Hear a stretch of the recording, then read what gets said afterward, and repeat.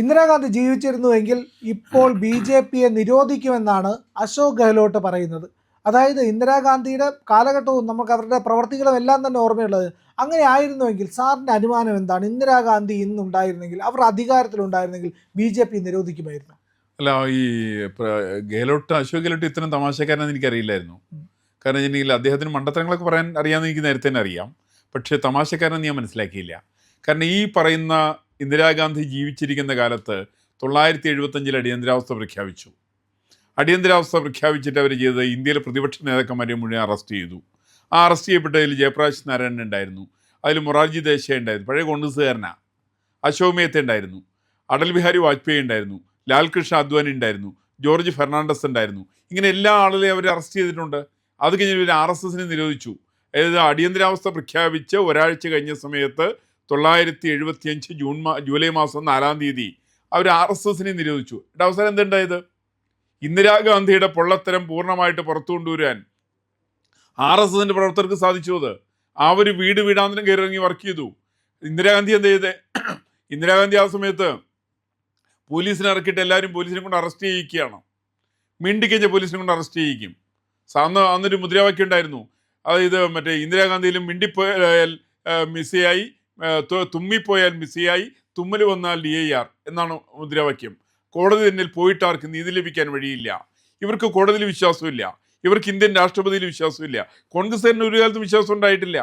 അതിൻ്റെ ചരിത്രത്തിൽ അന്ന് 975 ജൂൺ മാസം 26-ാം തീയതി അടിയന്തരാവസ്ഥ പ്രഖ്യാപിക്കാൻ വേണ്ടിയിട്ട് ശ്രീമതി ഗാന്ധി ചെയ്യുന്നത് അവരുടെ ദൂതനെ പറഞ്ഞയക്കുകയാണ്.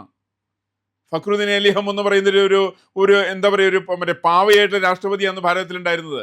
ഈ രാഷ്ട്രപതിയെ കുറിച്ച് പിറ്റേ ദിവസം 3-ാം ദിവസം 27-ാം തീയതി ഇന്ത്യൻ എക്സ്പ്രസിൽ കാർട്ടൂൺ വന്നു. അബുവിൻ്റെ കാർട്ടൂണാ, TM അബുവിൻ്റെ. അതിലെന്താ കാണിച്ചിരുന്നറിയോ? ഒരു ബാത്ടബിൽ രാഷ്ട്രപതി കിടക്കുന്നു, എന്നിട്ട് ഇവർ പേപ്പർ കൊണ്ട് കൊടുക്കുന്നു. ആ പേപ്പറിൽ ഒപ്പിട്ട് വെച്ചിട്ട് എനിത്തിങ് എൽസ്, എന്തെങ്കിലും ബാക്കിയുണ്ടോ എന്ന്, എന്തുണ്ടെങ്കിലും ഈ പുള്ളി ഒപ്പിട്ട് കൊടുക്കാൻ വേണ്ടി തയ്യാറാണ്. അങ്ങനെയുള്ള ഒരാളായിരുന്നു ഇന്ത്യൻ രാഷ്ട്രപതി ഫക്രുദ്ദീൻ അലി അഹമ്മദ്.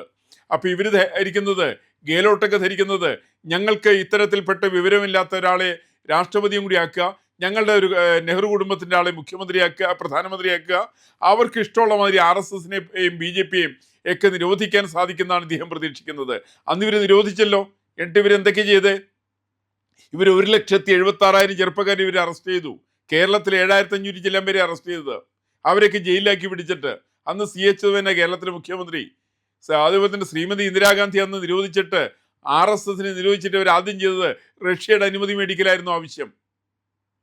ഇന്ത്യയിലെ ജനങ്ങളുടെ അല്ല, റഷ്യയിലെ ജനങ്ങളുടെ അനുമതി മേടിക്കാൻ വേണ്ടിയിട്ട് റഷ്യയിലേക്ക് പറഞ്ഞയച്ചത് അന്നത്തെ കേരള മുഖ്യമന്ത്രിയായിരിക്കുന്ന സാക്ഷാൽ CH തന്നെയാണ്.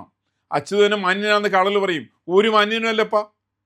ഈ പറയുന്ന RSS നിരോധനവും അടിയന്തരാവസ്ഥ പ്രഖ്യാപനത്തിൻ്റെയൊക്കെ അനുമതി നേടാൻ വേണ്ടിയിട്ട് റഷ്യയിലേക്ക് പോയിട്ടുള്ള ചാരപ്പണി ചെയ്തിട്ടുള്ള ദൂതനായിരിക്കുന്ന ആളുടെ പേരാണ് CH മേനോൻ. അങ്ങനെയുള്ള പണിയായിരുന്നു കമ്മ്യൂണിസ്റ്റുകാർ ചെയ്തത്, CPIക്കാർ ചെയ്ത ആ പണിയാണ്.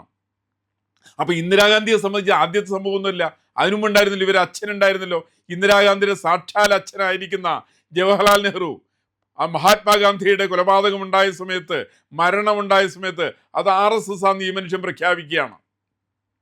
മരണം നടക്കുന്നത് 4:30 മണിക്ക് 1948 ജനുവരി മാസം 30-ാം തീയതി വൈകുന്നേരം 4:30 മണിക്ക് ബിർള ഹൗസിൽ വെച്ചിട്ട് കൊലപാതകം നടക്കുന്നു.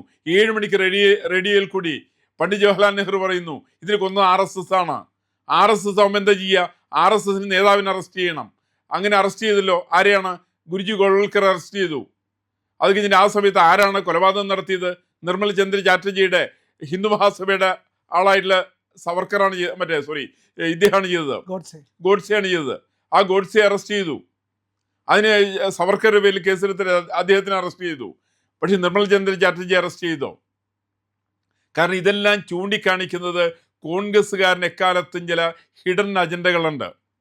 മഹാത്മാഗാന്ധി ഇവർക്ക് വച്ചു പൊറിപ്പിക്കാൻ പറ്റാത്ത ആളാണ്. അദ്ദേഹത്തെ ഇല്ലായ്മ ചെയ്യണം. ഇന്നിപ്പോൾ BJP വച്ചു ഉറപ്പിക്കാൻ പറ്റില്ല, RSSന് വച്ചു ഉറപ്പിക്കാൻ പറ്റില്ല. ആർക്കാ ഇവിടുത്തെ പ്രശ്നമുള്ള? പ്രധാനമായിട്ട് കോൺഗ്രസ്സുകാർക്ക് പ്രശ്നമുണ്ട്. എന്താ കാരണം? നാഷണൽ ഹെറാൾഡിൻ്റെ പേരിൽ കോടിക്കണക്കിന് റുപ്യ ഉണ്ടാക്കി. ഇന്ത്യൻ സ്വാതന്ത്ര്യ സമരത്തിൻ്റെ പേരിൽ പിരിച്ചെടുത്ത പണം, ആ പിരിച്ചെടുത്ത പണം കൊണ്ടുണ്ടാക്കിയിട്ടുള്ള നാഷണൽ ഹെറാൾഡ് ദിനപത്രം, അതിൻ്റെ പേരിൽ എല്ലാ സ്ഥലത്തും സംസ്ഥാന സർക്കാരുകൾ ഭൂമി കൈയടക്കുന്നു. ആ ഭൂമിക്കകത്ത് അതെല്ലാം സ്വന്തമാക്കിയതിന് ശേഷം നാഷണൽ ഹെറാൾഡ് 3 അംഗങ്ങളുടെ ട്രസ്റ്റ് ഉണ്ടാക്കുന്നു. ആരൊക്കെയാണ്? സോണിയാഗാന്ധി ട്രസ്റ്റ് മെമ്പറാണ്, രാഹുൽ ഗാന്ധി ട്രസ്റ്റ് മെമ്പറാണ്, ഇപ്പോഴത്തെ ഗെലോട്ടുണ്ടോന്ന് എനിക്കറിയില്ല, അതിനുമ്പ് മോത്തിലാൽ വോറയായിരുന്നു അതിനകത്ത് മെമ്പർ.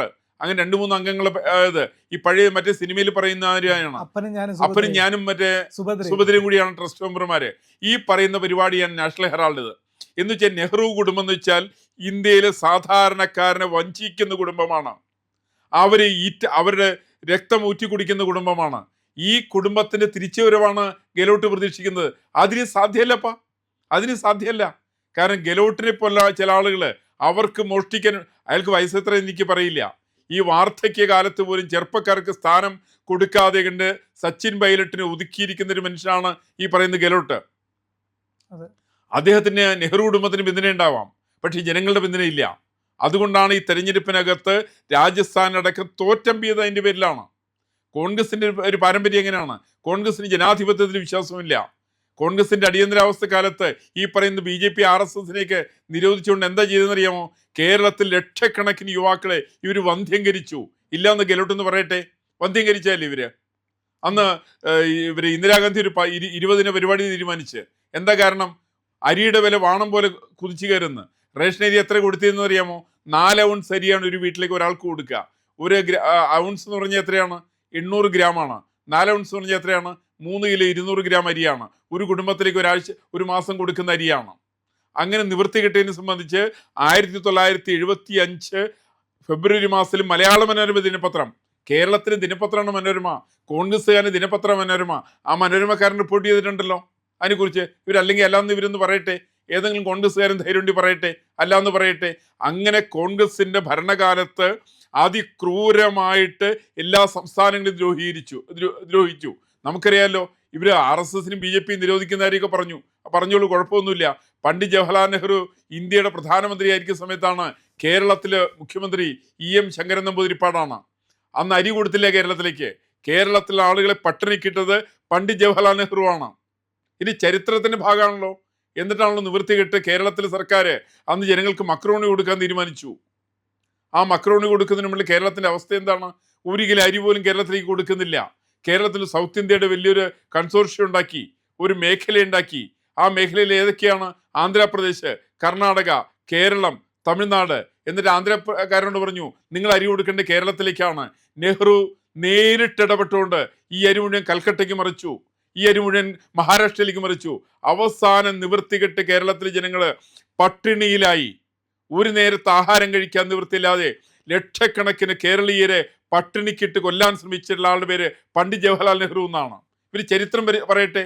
അതേപോലെ തന്നെ ഇന്ദിരാഗാന്ധി 1967 അവർ ഇന്ദിരാഗാന്ധി ഇന്ത്യയുടെ പ്രധാനമന്ത്രിയായിരുന്നു. കേരളത്തിന് മുഖ്യമന്ത്രി EMS ആയിരുന്നു. അന്ന് EMS ഒരു പരിപാടി ഉണ്ടെന്നു, ഭരണവും സമരവും എന്ന് പറഞ്ഞിട്ട് പരിപാടി. അന്ന് എന്തുണ്ടായത്? കേരളത്തിലേക്ക് അരി കൊടുത്തില്ല, കേരളത്തിൽ റേഷൻ കടയിൽ കൂടി അരി കിട്ടിയില്ല. അവസാനം നിവൃത്തികെട്ട് ആളുകള് 1 കിലോ ചോളമാണ് റേഷൻ കടയ്ക്ക് പകരം പോലീസ് സ്റ്റേഷൻ വഴിക്ക് വിതരണം ചെയ്ത സംസ്ഥാനത്തിന്റെ പേര് അത് കേരളം എന്നാണ്. അത് ഇന്ദിരാഗാന്ധിയുടെ ഭരണകാലത്താണ്. അരി കൊടുക്കാതെ കണ്ട്, അരിയുടെ നിവൃത്തിയില്ലാതെ കണ്ട് കേരളത്തിലെ സ്ത്രീകള് കോയമ്പത്തൂർക്ക് ട്രെയിനിൽ ടിക്കറ്റ് എടുക്കാതെ കണ്ട് യാത്ര ചെയ്ത് അവിടെ പോയി 5 കിലോ 10 കിലോ അരി മേടിച്ച് ടീ ഗാർഡൻ എക്സ്പ്രസിനകത്ത് ആ രാത്രി ടിക്കറ്റ് എടുക്കാതെ കണ്ട് ആ ട്രെയിനിൽ യാത്ര ചെയ്ത് 10 കിലോ അരിക്ക് വേണ്ടിയിട്ട് എറണാകുളത്ത് എടപ്പള്ളിയിൽ നിന്നും എറണാകുളത്തു നിന്നുള്ള സ്ത്രീകളടങ്ങുന്ന ആളുകള്, സാധാരണക്കാരായിരിക്കുന്ന ആളുകള് 10 കിലോ അരി വാങ്ങിക്കാൻ വേണ്ടിയിട്ട് കോയമ്പത്തൂർ വരെ പോയിട്ട് മടങ്ങി വന്നൊരു ചരിത്രവും കേരളത്തിന്റെ ചരിത്രമാണ്. കാരണം എന്താ? ഇന്ദിരാഗാന്ധിയുടെ ഭരണമായിരുന്നു. അരി കൊടുത്തില്ല, ഭക്ഷ്യക്ഷാമം ഉണ്ടാക്കി, ജനങ്ങളെ വലച്ചു. അങ്ങനെയുള്ള അതിക്രൂരയായ ഒരു സ്ത്രീയുടെ പേരാണ് ഇന്ദിരാഗാന്ധി. അവരുടെ കാലത്ത് അടിയന്തരാവസ്ഥ കാലത്താണ് പത്രങ്ങൾക്ക് സെൻസർഷിപ്പ് ഏർപ്പെടുത്തി. 1,00,000-ലക്ഷത്തിലധികം ആളുകളെ വന്ധ്യംകരിച്ചു. 1,76,000 പേര് ജയിലിലാക്കി. അങ്ങനെ എന്തെല്ലാം ക്രൂരതകളായി അവർ നടപ്പിൽ വരുത്തിയത്. മുസ്ലിങ്ങളായിരിക്കുന്ന ആളുകളെ തുർക്കുമാൻ ഗേറ്റില് അവിടെ ബുൾഡോസർ ഉപയോഗിച്ച് അവിടുത്തെ വീടുകള് തകർത്ത് തരിപ്പണമാക്കി.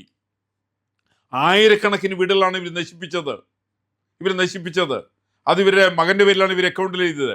അങ്ങനെയുള്ളൊരു നീചയായിരിക്കുന്ന ഒരു സ്ത്രീ, ആ സ്ത്രീ വീണ്ടും ഭരണത്തിൽ വന്നാൽ RSSനെ നിരോധിക്കും, BJP നിരോധിക്കും എന്നൊക്കെ പറഞ്ഞാല് കോൺഗ്രസിന്റെ നേതാക്കന്മാർക്ക് സ്വപ്നം കാണാൻ പറ്റും. പക്ഷേ യാഥാർത്ഥ്യമായിട്ടുണ്ടെങ്കിൽ അതിനെ അതിശക്തമായിട്ട് നേരിടാനുള്ള കരുത്ത് അത് RSSനുണ്ട്, BJPക്കുണ്ട്, സംഘപരിവാർ പ്രസ്ഥാനങ്ങൾക്കുണ്ട്. ആ ഒരു വീട് വീടാന്തരം നടത്തുന്ന സമ്പർക്കത്തിൽ ആ സമ്പർക്കത്തെ പിടിച്ചു നിർത്താനുള്ള കരുത്തൊന്നും ഇന്ത്യയിലെ കോൺഗ്രസ്സുകാരനില്ല. ഇന്ത്യയിലെ കോൺഗ്രസ്സുകാരൻ ഭരിക്കണമെങ്കിൽ അവിടെ ബ്രിട്ടീഷുകാരൻ്റെ പിന്തുണ വേണം, മൗണ്ട് ബാറ്റൻ പ്രഭുവിൻ്റെ പിന്തുണ വേണം, എന്നാലേ നെഹ്റുവിന് ഭരിക്കാൻ പറ്റുള്ളൂ. അതേപോലെ തന്നെയാണ് ഇന്ദിരാഗാന്ധിയെ സംബന്ധിച്ച് സോവിയറ്റ് റഷ്യയുടെ പിന്തുണ വേണം. ഈ പിന്തുണയൊന്നുമില്ലാതെ കണ്ട് നരേന്ദ്രമോദിക്ക് ഇന്ത്യ ഭരിക്കാനായിട്ട് അറിയാം. ഒരു പിന്തുണ ആവശ്യമില്ല. ലോകത്തിലെ ഏത് വലിയ ആളെയാണെങ്കിലും ആ വരച്ചവരിൽ നിർത്താനുള്ള കരുത്ത് അത് സംഘപരിവാർ പ്രസ്ഥാനത്തെ സംബന്ധിച്ചുണ്ട്. അതിൻ്റെ അടിസ്ഥാനപരമായിരിക്കുന്ന കാരണം ഈ നാടിനെ സ്നേഹിക്കുന്ന ഒരു ജനതയെ വളർത്തിയെടുത്തുള്ള വലിയൊരു പാരമ്പര്യമാണ് RSSനുള്ളത്. BJPക്കുള്ളത് അതാണ്. അതുകൊണ്ട് ഗെഹ്ലോട്ടിന് ഇടയ്ക്ക് വയസ്സായ കാലത്ത് സ്വപ്നം കാണാനുള്ള അധികാരമൊക്കെ ഉണ്ട്. തനിക്ക് തൻ്റെ സമ്പത്ത് കുമിഞ്ഞുകൂടുന്നതും തൻ്റെ മക്കളും പേരക്കുട്ടികളൊക്കെ മുഖ്യമന്ത്രിമാരാകുന്നതും മന്ത്രിമാരാകുന്നതൊക്കെ അദ്ദേഹത്തിന് സ്വപ്നം കാണാം. ആ സ്വപ്നത്തിൻ്റെ സാക്ഷാത്കാരത്തിന് RSSനും BJPയും നിരോധിക്കേണ്ടത് അദ്ദേഹം വേണമെന്നുള്ള തോന്നലൊക്കെ അദ്ദേഹത്തിന് ന്യായമാണ്.